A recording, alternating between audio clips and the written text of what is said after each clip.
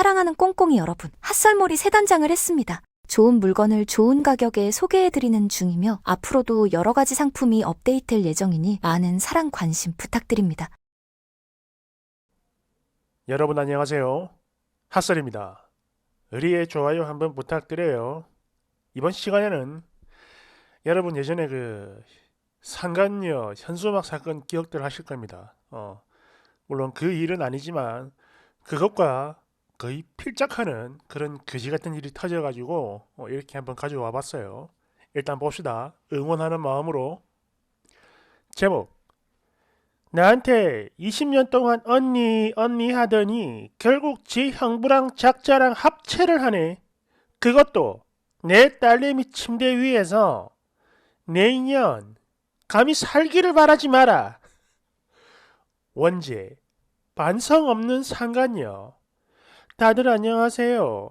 글을 쓰는 저는 경기도에서 자영업을 하고 있는 50대 초반 여성입니다. 작년 5월에 초등학교 고학년인 제 딸, 또 남편, 그리고 20년 지기 예전 직장 후배입니다. 인연과 얘 두 딸까지 정말 온 가족이 다 함께 해외여행을 다녀온 적이 있어요. 직장 후배는 20년 전에 제가 다녔던 회사에서 제 부사수로 연이 닿았었고, 그 이후로 정말 오랜 시간 각별한 사이로 지내왔던 그런 사이인데 다 필요 없죠. 이 글에서는 그냥 상간녀, 그리고 제 딸의 아빠이자 제 남편이었던 그 인간을 상간남이라 부르겠습니다. 상간녀와 저는 서로의 결혼 그리고 출산도 축하해주면서 친자매 이상으로 지내왔던 건 물론이며 경조사 챙기는 건 당연한 거고요. 또 아이들 문제로 고민을 나눴고 그렇게 언제나 늘 서로가 서로에게 힘이 되어주던 그런 사이였습니다. 그런데 그게 문제였던 걸까요? 이 말은 서로 가족끼리 자주 보고 그렇게 했다 이 말인 것 같아요. 함께 어울려 살던 세월, 그때 작년에 여행에서 돌아온 그날 밤에 저는 이 상간녀와 상간남이 불륜 관계라는 사실을 처음으로 알게 됐습니다. 전라도에서 거주하는 상간녀는 여행이 끝난 후 서울에 있는 저희 집에서 며칠 더 머물기로 했었고, 그날 저녁에 아이들한테 저녁을 챙겨주고 간단히 맥주를 마신 뒤 모두 각자의 방으로 들어갔어요. 잠자려고. 참고로 저는 홀로 계신 시아버지를 모시고 있었기에 안방에는 저랑 제 딸내미, 그리고 시아버지는 별도의 방에서, 또 상간녀와 그 두 딸은 또 다른 방에서 자기로 했었고, 끝으로 상간남 이 자식은 우리 딸내미 방에서 자기로 했습니다. 근데 사실 이건요, 처음 이런 게 아니고 매우 익숙한 배정이었던 거예요. 상간녀와 이 딸들은 평소 저희 집에 자주 놀러 왔었고 묵었기 때문에 이게 굉장히 익숙하고 자연스러운 일이었습니다. 저희 가족은 각자의 방이 있고 사용을 했었지만 딸의 경우 싱글 침대가 있는 공부방에서 잠을 자지 않고 대부분 엄마인 저와 함께 잠을 잤어요. 그렇게 다들 잠이 들었고 새벽 4시쯤에 심한 갈증을 느낀 저는 주방으로 물을 마시려고 나갔는데요. 바로 여기서 뭔가 이상한 낌새를 느꼈습니다. 상간녀와 아이들이 자고 있던 방문이 활짝 열려 있더라고요. 그래서 뭐야 하고 살짝 들여다봤는데 상간녀가 없어요. 그냥 두 딸만 깊게 잠들어 있는 겁니다. 특히 이게 화장실을 간 것도 아니었거든요. 바로 이 순간 저는 뭔가 직감적으로 이거 잘못됐다, 뭔가 이상하다, 이런 쎄한 느낌을 가지게 됐어요. 그래서 얼른 바로 제 딸내미 방으로 갔더니 문이 잠겨 있더라고. 그래서 주방에 있는 그 젓가락을 들고 와가지고 이제 쑤셔서 열었다 이 말이겠죠. 동그라미 구멍 열었는데 그렇게 제 눈으로 직접 그지 같은 불륜 현장을 보게 된 거였어요. 상간녀와 상간남이 제 딸 침대 위에서 발가벗은 채 함께 누워있는 그 미친 꼬라지를 보게 된 겁니다. 아니 이건 눈으로 직접 봤음에도 믿을 수 없는 광경이었고, 그 엄청난 충격에 아무런 말도 없이 다시 안방으로 돌아왔어요. 그리고 제 딸 옆에 누운 채 정말 쥐죽은 듯 거의 30분 정도 이 상황을 받아들이려고 필사적으로 애썼습니다. 그렇게 결국 이것들이 저를 속이고 기만하며 불륜을 저질렀다는 그런 쓰레기 같은 현실을 받아들일 수밖에 없었어요. 그러고 있는데 잠시 후 상간남이 나와서 이야기를 좀 하자고 하는데 이때 크게 심호흡하고 폰 녹음 기능 열어놓고 다시 그 방에 들어가서 봤는데 상간남 혼자만 있더라고. 이 인간 하는 말이 자기들은 처음이고 키스만 한 게 전부였다며 발뺌을 오지게 해댔지만 그래? 아니 처음인데 옷은 왜 다 쳐벗고 있었냐? 라는 제 물음엔 아무런 설명을 못했어요. 그 이후 거실로 나가서 상간녀를 불렀고 폰을 확인해 봤는데 둘 다 이미 카톡과 문자 기록을 삭제한 상태였더군요. 그리고 또 그런 와중에 상간녀는 반성문을 썼고 상간남은 쓰기를 거부했습니다.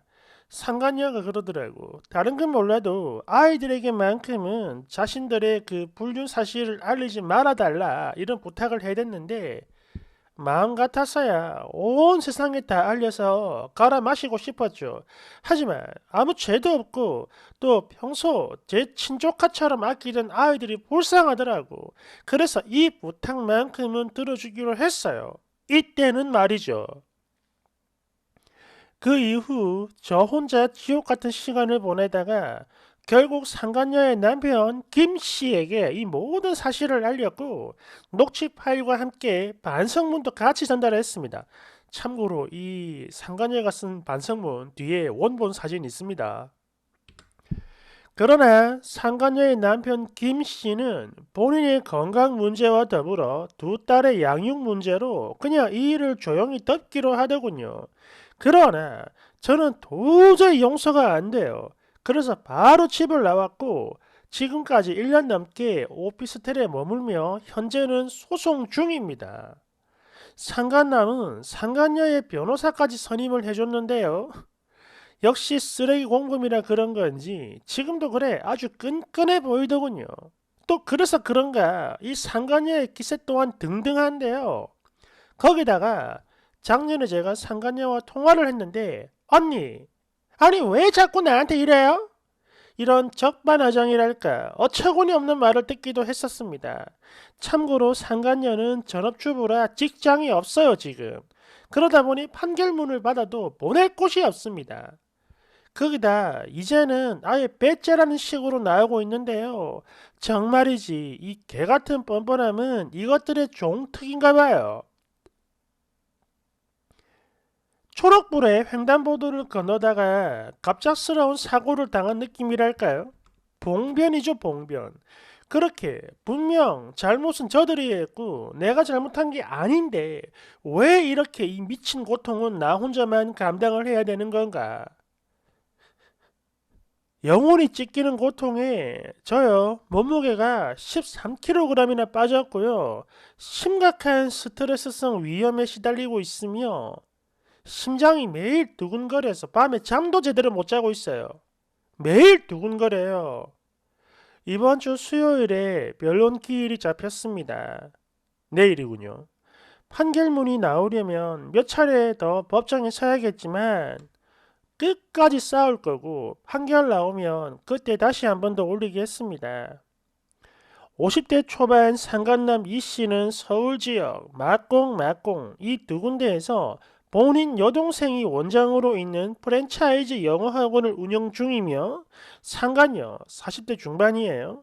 이 씨의 첫째 딸은 광주 소재 종교단체에서 운영하는 사립초를 다니고 있고 둘째는 작년엔 영어 유치원을 다녔는데 올해는 지언니와 같은 학교에 입학했을지도 모르겠습니다.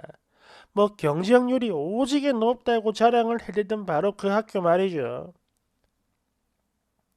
그리고 이 상간녀 부부는 광주에 2000세대가 넘는 대단지 아파트에 거주를 하고 있으며 고급 외제차 벤츠를 각자 타고 다닐 만큼 경제력도 넉넉해 보이니 비싼 그 지 딸내미 학원비처럼 제 위자료도 성실하게 지급하길 바랍니다. 이후 재산 분할과 상간녀 위자료까지 모두 다 끝낸 뒤에 제 손으로 직접 현수막을 걸어둘 예정이에요. 저번에 인터넷 보니까 상간남, 상간녀를 향해 현수막 다른 분들 생각보다 많이 있는 것 같던데 혹시 이와 관련된 정보를 알고 계신 분들은 공유 부탁드립니다. 고구마 같은 긴 글 읽어주셔서 정말 감사드리고요.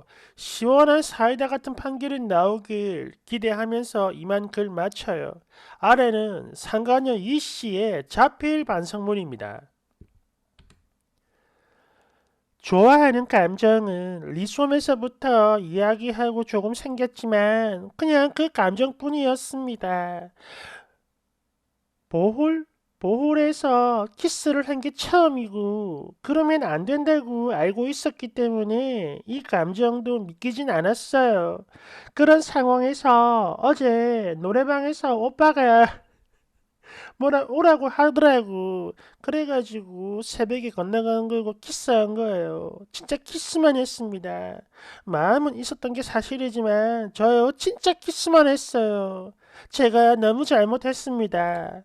다시는 언니 앞에 나타나지도 않을 거고 형부도 만나지 않겠습니다. 언니가 느낀 그 배신감과 감정들에 마음이 아파할 자격도 없는 저지만 진심으로 죄송하고 또 죄송합니다. 정말 이번 한 번만 아이들을 위해서라도 부탁드립니다. 죽으라면 죽는 신용이라도 하고 그 어떤 말로도 할 말이 없습니다. 저도 잘못했습니다. 죽을 죄를 지었습니다. 잘못했습니다. 쥐 죽은 듯이 살겠습니다. 아이들만 제발 부탁드릴게요. 죄송합니다. 다시는 절대 만나지 않겠습니다. 뭐 자격도 없지만 제발 부탁드려요. 이번 일도 믿기 힘드시겠지. 그 어떤 말도 믿기 힘드시겠지만 진심으로 죄송합니다. 제 잘못입니다. 죄송하고 또 죄송합니다. 하나도 안 죄송한 것 같은데. 댓글 1번. 광주의 2000세대 대단지 아파트라고? 그렇다면 광주 북구에 있는 꽁꽁꽁꽁꽁꽁꽁꽁꽁꽁꽁 아니면 광주 동구에 있는 꽁꽁꽁꽁꽁꽁꽁꽁꽁꽁 이렇게 두 곳뿐인데 저 거지 같은 상관녀 찾는 건 뭐 시간 문제일 듯. 깔깔깔깔. 2번. 저기요. 반성을 할 줄 아는 인간이면 애초에 언니라고 부르는 사람의 남편과 저런 쓰레기짓 자체를 안 했을 거고 거기다 다른 공간도 아닌 딸내미 방에서 애들까지 같이 있는 집에서 저지랄을 했겠냐고요. 스릴이란 욕정에 짐승 같은 년이 반성을 하겠어? 안 해. 게다가 저 여자는 쓰니 자식을 전혀 배려 안 하고 있는데 쓰니는 왜 남의 집 애들을 걱정해 줘야 되나요? 안 그래요? 그래서 쓰니도 이제 안 봐주고 현수막 걸어버리겠다 이제 이렇게 말을 하는 거죠. 3번. 와 소름인 게 반성문 보니까 형부라고 써있네요. 미친. 형부라고 부르는 사람이랑 저러고 싶을까? 완전 막장도 이런 막장이 없고 토악질이 올라올 정도야. 게다가 옷 벗고 그 짓거리 할 거면 최소한 애들이랑 시아버지 없는 데서 지들 둘이 있을 때 그렇게 하든가. 세상에 얼마나 발장이 났으면 지 아버지를 모시고 사는 집에서 거기다 애들도 다 있는데 저 짓거리를 해. 하긴 이만큼 미친 것들이니까 불륜이라는 짓거리도 하는 거겠죠. 4번. 아우 더럽고 추악하다 진짜. 아니 아내는 물론이고 자기 아버지랑 자식이 있는 공간에서 저 짓을 하고 싶대? 이 짐승 같은 것들 욕도 아깝다 정말. 그나저나 쓰니 고통이 엄청날 텐데 응원 드려요. 진심으로 힘내세요. 5번. 아니 이게 뭔 개소리야? 내 딸은 가정을 잃어버렸는데 지 딸들은 지켜줘야 돼? 절대 안 지켜. 나 같으면 다 부셔버릴 거라고. 6번. 그 판결문 나오면 잘 가지고 있다가 나중에 상간녀 딸내미들 결혼하는 날 예식장에 가서 확 뿌려주세요. 변호사까지 챙겨주는 걸 보니까 저 썩을 연놈들이 지금도 만나고 있는 것 같은데 꼭 승소할 거고 하셔가지고 그냥 아파트에 현수막 걸어놓고 또 딸들 결혼하는 날 복사본 수십 장 뿌려요. 쓰리도 흘렸는데 저것들 피눈물 흘리는 꼬라지 봐야죠. 7번. 그 상간놈 대단하구만. 어? 지놈 애비와 자식은 물론이고 아내까지 있는 집에서 몸을 굴리고 있네. 이야, 대단하다. 저런 놈은 뉴스로 면상을 확 공개해야 하는데 참 아깝구만.